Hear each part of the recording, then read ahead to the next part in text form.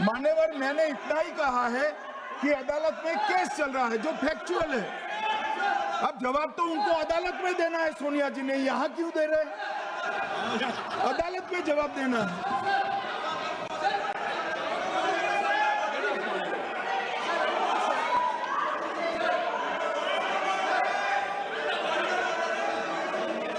बीच के भाषण में पॉइंट ऑफ ऑर्डर नहीं होता।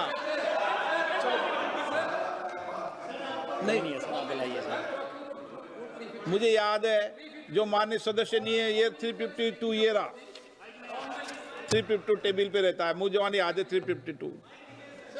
Home Minister is speaking about an issue which is pending in the court. Actually, what happens is, Rostam in the court, some detailed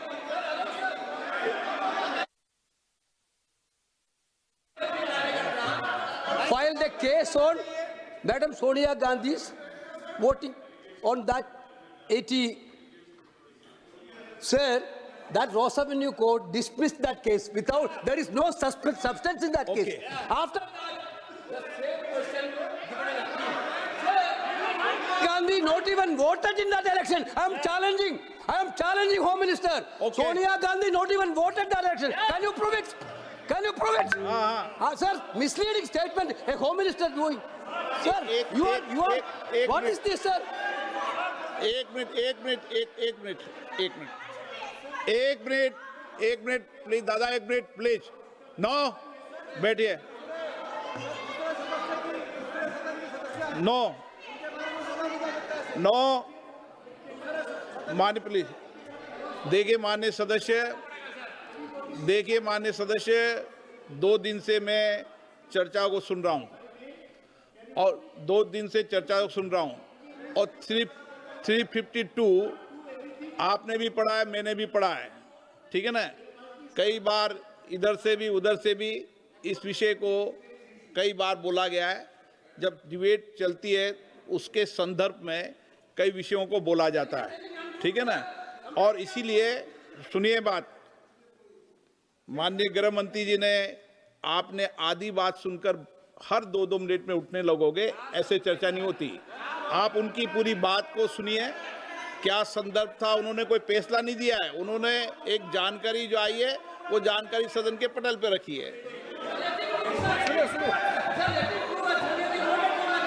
अब मुझे सुनिए तो, अब आपने एक मुद्दा खड़ा किया, मुझे जवाब तो देने दीजिए। मान्यवर, मैंने कुछ ऐसा नहीं कहा, मैंने सिर्फ इतना कहा है कि एक वाद दायर हुआ है दिल्ली की अदालत में। मैंने कोई कंक्लूजन नहीं कहा, मैंने कहा कंक्लूजन का, मैंने कोई कंक्लूजन नहीं कहा। कंक्लूजन तो जब उनका नोटिस का जवाब वो दे देगी तब अदालत देगी, तब फिर से बताऊंगा मैं।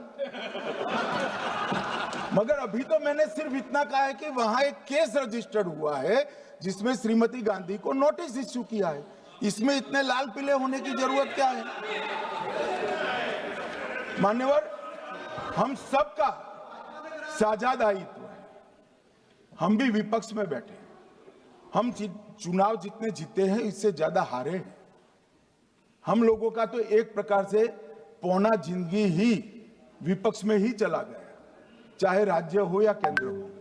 कई चुनाव हमारे, हमने चुनाव आयुक्त और चुनाव आयोग पर कभी आरोप नहीं लगाए। एक नया पैटर्न खड़ा, एक नया पैटर्न। मैं पूरा वाक्य नहीं बताना चाहता।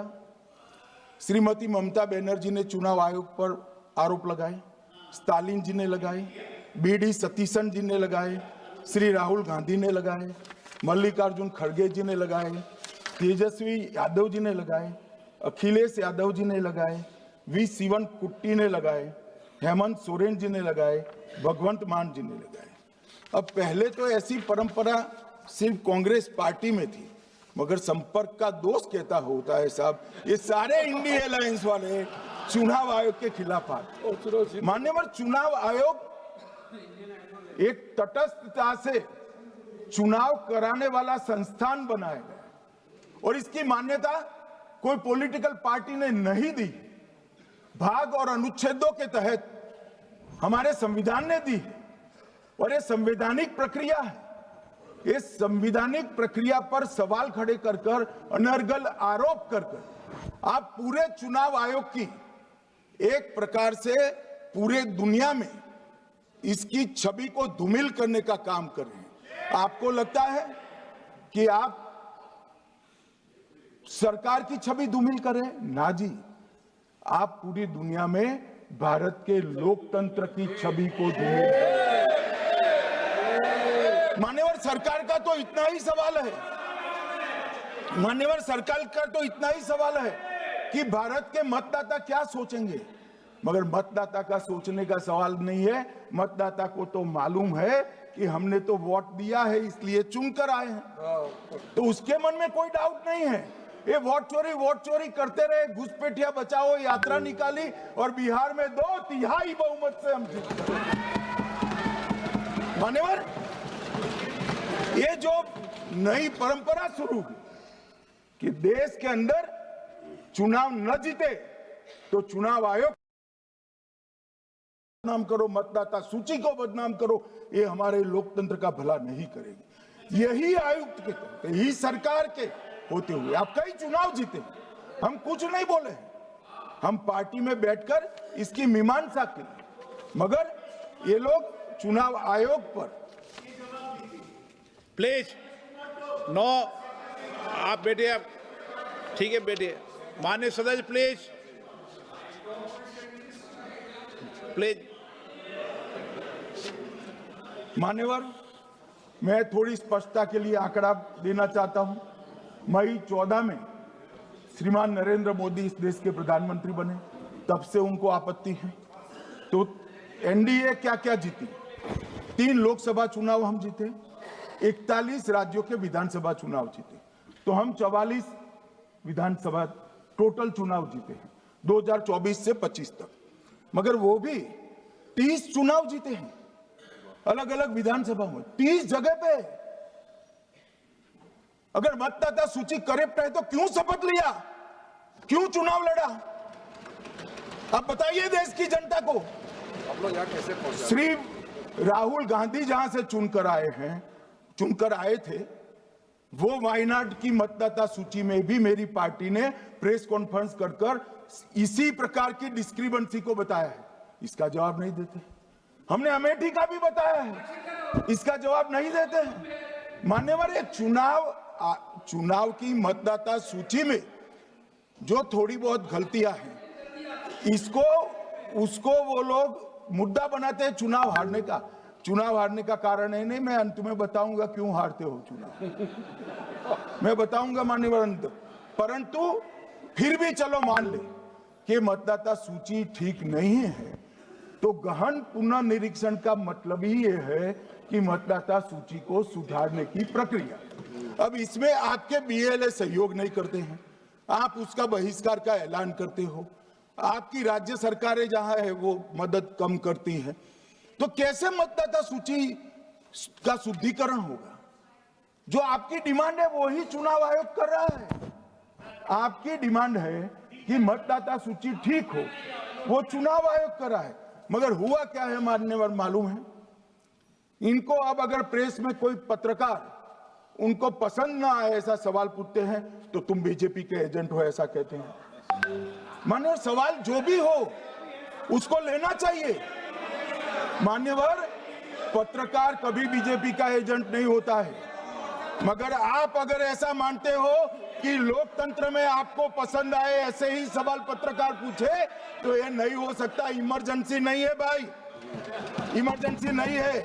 मान्यवर, एक प्रेस में कोई सवाल पूछता है तो कहते हैं बीजेपी के एजेंट हो, केस हारते हैं तो जज पर आरोप कर देते हैं, चुनाव हारते हैं तो ईवीएम पर आरोप करते हैं, ईवीएम की दलील अब गले नहीं उतरती तो वोट चोरी का मुद्दा लेकर आए, वोट चोरी का मुद्दा लेकर पूरा बिहार में यात्रा निकाली, फिर भी हार गए।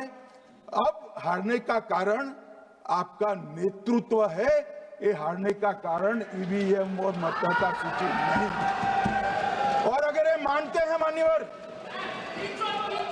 अगर ये मानते हैं कि इनको कोई पूछने वाला नहीं है, भगवान करे मैं गलत पड़ जाऊं कांग्रेस के कार्यकर्ता इनका हिसाब मांगेंगे। एक दिन कांग्रेस के कार्यकर्ता इनका हिसाब मांगेंगे कि इतने चुनाव कैसे हार गए।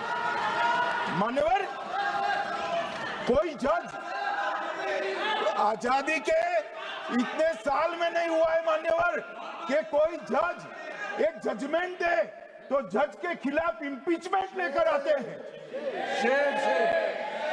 अपनी वोट बैंक को एड्रेस करने के लिए इंपीचमेंट लेकर आते हैं मान्यवर। और ये सारे ने तो साइन कर दिया, साथ ही साथ उद्धव जी ने भी साइन कर दिया।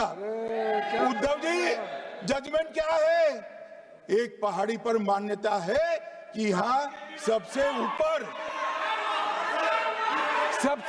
दिया जलाया जाए। मान्यवर, एक वोट बैंक को संभालने के लिए एक हाईकोर्ट के जज के सामने इंपीचमेंट लेकर आए हैं। देश की जनता उनको मदद नहीं करे।